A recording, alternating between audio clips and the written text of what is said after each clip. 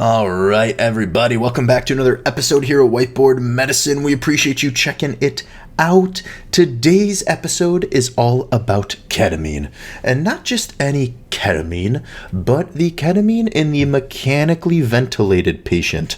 This is a really nice drug in certain situations. That came out wrong. In certain situations, the mechanically ventilated patient, and it's one that's kind of newer to the game when it comes to patients on mechanical ventilation. So by the end of this episode, we hope you understand what ketamine is, its use in the mechanically ventilated patients, adverse effects, things to watch out for, dosing approaches, all that kind of stuff. We do always have to say this is not intended to be acted upon as medical advice. This is educational and conceptual. Please reference formal guidelines in your institutional protocols and policies. No further ado, ketamine. What is ketamine and what isn't it? If I could borrow a quick 60 seconds of your time, I wanted to introduce you to a community we're really excited about building, and that is our Patreon community. In this community, you will get access to high-yield medical education posts, ad-free videos, study guides, practice questions, mini courses, book chapters, and much more.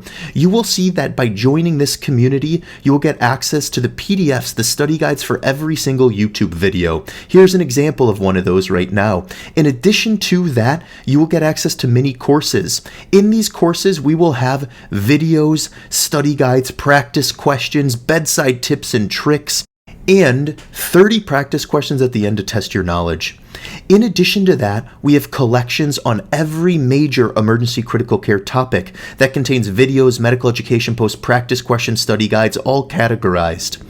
And lastly, we have book chapters. These book chapters are high-yield clinical reviews, such as this one on the basics of mechanical ventilation. Beyond that, we have ad-free videos, we have practice questions, and we are constantly innovating and integrating new resources for you all. If you have a passion for emergency critical care medicine like us, consider joining this community today. In it, we hope that you will find all the resources necessary to push your knowledge to the next level and really improve the bedside care of these critically ill patients. Or what it isn't. Either way, that's worded poorly. Apologies. Ketamine is a dissociative anesthetic. Okay? It can be used in ventilated patients, although there are multiple other indications for it. But in the ventilated patients, a lot of us think of it as an adjunct to opiate sparing, an adjunct to sedation, especially when hemodynamics limit the use of other agents, and maybe a more optimal or useful option in patients with bronchospasm, opioid tolerance, or are hemodynamically tenuous. Now, there's lots of caveats to this type of stuff too, and we're going to get into those as this episode progresses.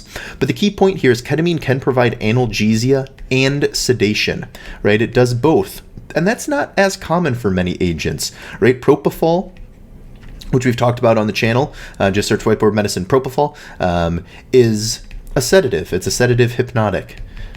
Fentanyl, we've talked about that too, search Whiteboard Medicine Fentanyl, is an opiate. It addresses pain, not necessarily sedation. Dexmedetomidine is an alpha-2 agonist, is primarily a sedative. Now there is maybe some contribution to analgesia as well, but it's primarily a sedative. Whereas ketamine does have analgesic and sedation properties. Best thought of as a bridge or booster agent. It's not as common to use it as the only sedative, at least not for every patient. How does ketamine work? What is its mechanism of action? Well, it's got a couple different pathways it works on. The headline, kind of the main mechanism, is it is a non-competitive NMDA receptor antagonist. And this causes analgesia or pain control, disassociation, and also anti-hyperalgesic effects. In addition to this, though, ketamine does have some activity on opiate receptors, and it has some sympathomimetic effects, increasing heart rate, increasing blood pressure via catecholamine release and reuptake effects. We just want to say that again. So its primary mechanism is as an NMDA receptor antagonism causing analgesia and disassociation, but it also has some activity at opiate receptors and some sympathomimetic effects, increasing catecholamine release. Now, one thing to note with this, and this is getting into the weeds a little bit, is there's a patient kind of who is catecholamine deplete. They've run out of a lot of their endogenous catecholamines. And in this patient in particular, ketamine may actually lead to worse hemodynamics rather than better when it's being used. This is a more advanced topic. Maybe we'll come out with an episode on that specifically. We're not going to dive into it for this kind of foundational introductory discussion, but just know that that is a thing and that does exist and people talk about it. Okay, ketamine is especially useful on the vent in certain situations.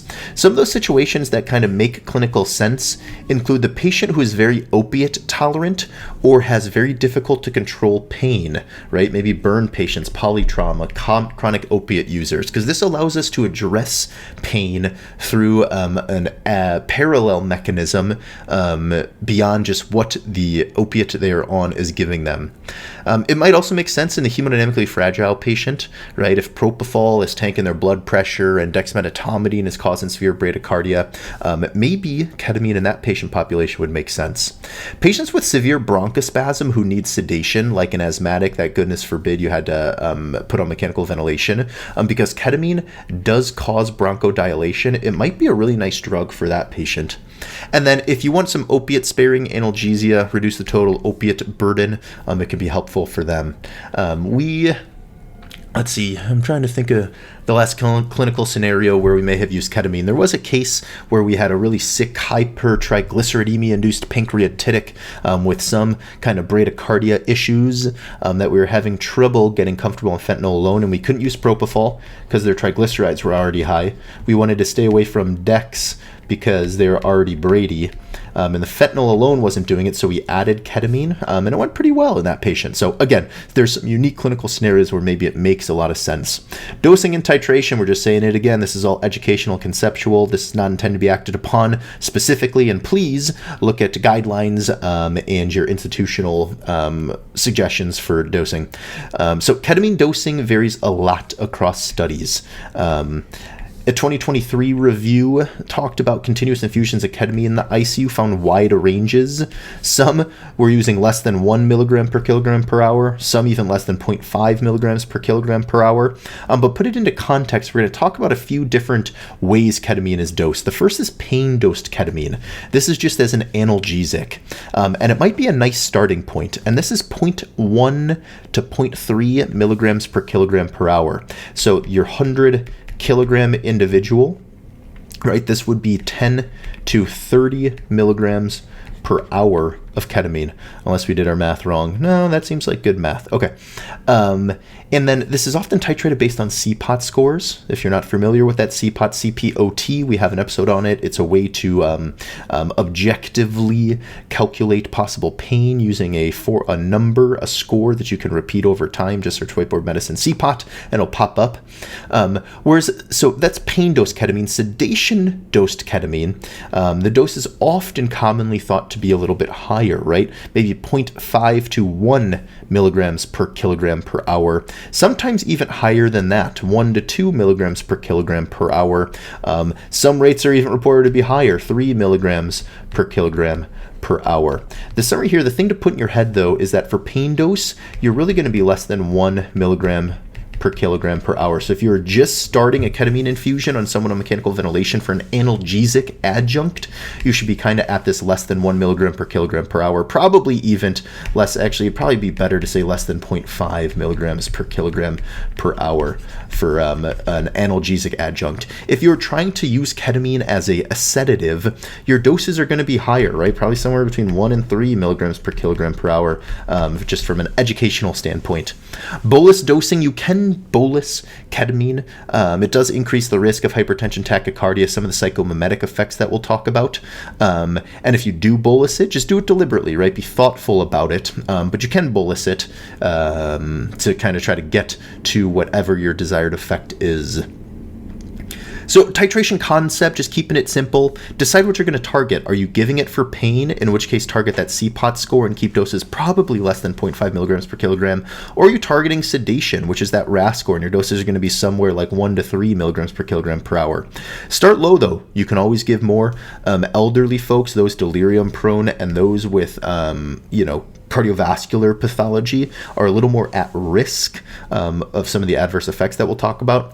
Up titrate slowly in small steps every 15 to 30 minutes and reassess frequently trend scores. Don't just set it and forget it. All right, monitoring. What kinds of things should we be monitoring? Well, I already talked about this. If you're using it for sedation, you got to monitor the RASS score. If you're unaware of what the RASS score is, Richmond Agitation Sedation Score, we have a whole episode on it. Again, broken record over here, but just search Whiteboard Medicine RASS. Same thing with CPOT. If you're titrating this for pain, you have to trend your CPOT scores. In addition to that, you want to watch the heart rate and blood pressure. The sympathomimetic effects usually cause increased heart rate and increased blood pressure, but remember, in that catecholamine depleted patient, sometimes you can actually get paradoxical hypotension. Secretions, this is a big one. This is definitely one to note. Ketamine can cause hypersalivation, so you will often see increased secretions, and then it can cause delirium, just like many of these agents. So just note, ketamine sometimes will look like agitation when you first start it. You can get nystagmus, dissociation, odd movements, but make sure you're thinking about kind of the right behavior through the right lens. Adverse effects, as we talked about, it often causes hypertension and tachycardia, and not to belabor a point, but this is important. In that catecholamine deplete state, it can sometimes be a myocardial depressant and decrease the blood pressure, but this is, again, less common, but it does happen. Another adverse effect is psychomimetic effects. Ketamine is a drug that can be abused. It can cause dysphoria, hallucinations. You can get emergent reactions, so when a patient comes off of the ketamine, sometimes they can have really robust kind of violent emergence reactions. Now, if you have them on another sedative like propofol or dexmedetomidine, this often blunts these psychomimetic effects, but they do happen. We talked about hypersalivation. This is definitely a real thing. It will worsen secretion burden. And then there's a couple other things people talk about. One of those is increased intracranial and intraocular pressures. This is still traditionally taught. Choose your own destiny with whether you believe it or not. More recent data suggests that it maybe is not true and that it probably is safe in these patients, but this is still something that's commonly taught and thought about, so you'll have to decide kind of your belief system on that. Other toxicity themes, nausea and vomiting. It can cause some nausea and vomiting. This is not super common, but can happen. Okay. Contraindications and major cautions. So absolute contraindications, we always feel weird putting this on here, but if you have a hypersensitivity reaction to ketamine, you certainly shouldn't be using ketamine. Other things to think about: if you have severely uncontrolled hypertension in a patient, maybe they're hypertensive, emergency, or have some severe cardiovascular disease or major cardiovascular events, you want to be really cautious with ketamine. That might be a patient where you should consider an alternative. Aortic dissection, certainly, right? You're trying to control that shear force, that impulse control, aka bring the heart rate down, bring the blood pressure down. Starting ketamine and risking that sympathomimetic effect of increased heart rate and increased blood pressure is probably not the right thing. Active psychosis should be avoided, right? We talked about the psychomimetic effects that can happen. And then markedly elevated ICP. Again, whether this is really true or just kind of an old adage is unclear, but many institutions avoid giving ketamine, some with markedly elevated ICP. Ketamine is hemodynamically friendly until it isn't, right? So in the ICU, especially the medical ICU, we often have patients who are hypotensive and in shock. But some ICUs have patients who are hypertensive and have cardiovascular catastrophes like aortic dissection and all that kind of stuff. So ketamine might not be hemodynamically friendly for those patients. Cool. What does the research say on ketamine? This is something that's newer to the mechanically ventilated patient. There's been some trials out there. There was a 2021 pilot study that looked at adjunct ketamine and just focused on feasibility. There is some evidence on delirium and opiate-sparing outcomes, although it seems mixed. Low-dose ketamine reduced delirium but did not reduce opiate consumption. Dosing, as we talked about, is variable in the literature, ranging from less than 0.5 to less than 1 to less than 2, and some to less than 3 milligrams per kilogram per hour. So that's something that people are still working on teasing out. So ketamine in the mechanically ventilated, it is promising adjunct, right? It does have opiate sparing, sedative sparing. There's unique physiology. It's nice to be able to address things from kind of a separate, distinct adverse effect adverse effect profile, and it probably will start to expand its use case. The one thing to note is it's often a lot of volume when someone's on a ketamine infusion. So if you have someone who's very tenuous from a volume standpoint, maybe you want to avoid ketamine as well. We should actually listed that up there. We didn't think to do that at the time. But yeah, it's often a lot of volume that the patient is getting. All right, we have 3 practice questions to end this episode. If you have not done practice questions with us before, there's a beginner, intermediate, and advanced question. We'll read the question stem, then go over the answer options, and then we'll go right into the answer. So if you need more time to think about the answer, just make sure to pause the episode because we're going to jump right into the answer. Question 1.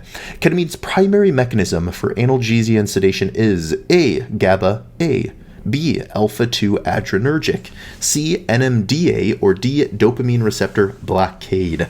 Correct answer, pause it if you need to, is C. Ketamine is best known for its non-competitive NMDA receptor antagonism, producing analgesia and dissociation. Remember, it does have some opiate effects too, some sympathomimetic effects too, but its primary is this NMDA. GABA A is propofol, alpha-2 adrenergic agonism is dexmedetomidine. For those of you that could think of all those, props to you. Question 2. A common pain dose ketamine infusion used as an opiate-sparing adjunct in ICU practice is closest to A, 0.01 milligrams per kilogram per hour, B, 0.1 to 0.3 milligrams per kilogram per hour, C, 5 milligrams per kilogram per hour, or D, 25 micrograms per kilogram per hour. Correct answer is B. Ooh, for a second I thought it said A. I was like, oh gosh. Correct answer is B. A commonly referenced analgesic ketamine infusion is 0.1 to 0.3 milligrams per kilogram per hour. And remember, for sedation, it's something more like 1 to 2, maybe even 3 milligrams per kilogram per hour, just from an educational conceptual standpoint, not as a recommendation. Question 3. Which patient is the least ideal candidate for ketamine infusion as an adjunct sedative due to physiologic risk? A, the ventilated asthmatic patient with bronchospasm. B, the trauma patient with opiate tolerance and hypotension on propofol. C, the patient with severe uncontrolled hypertension and recent myocardial infarction. Or D, the patient needing opioid-sparing analgesia for rib fractures. Correct answer is C, right? Ketamine can C, patient with severe uncontrolled hypertension and recent myocardial infarction. Ketamine can increase heart rate and blood pressure. You should be very cautious in conditions when an increase in blood pressure would be hazardous, such as cardiovascular disease, poorly controlled hypertension, aortic catastrophes, all that kind of stuff. The other options here, an asthmatic with bronchospasm, ketamine is actually a really good choice because it can cause bronchodilation.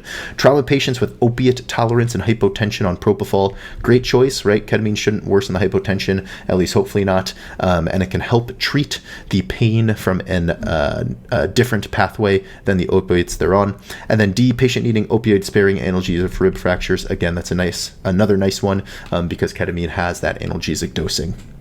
All right, that's all we have for you today. Let us know what thoughts, comments, questions you have down below. Again, if you have an interest in seeing other episodes in this, whether it's on RASS scores or CPOT scores or the CAM ICU tool or propofol or fentanyl or dexmedetomidine or a combination of all those, definitely just search Whiteboard Medicine or check out our page. We also are very active in our YouTube members community and Patreon community. Tons of content there. So we'd love for you to think about joining those. All that is going to be linked in the episode description, as well as the pinned comment if you are watching this on YouTube rather than listening to the podcast form.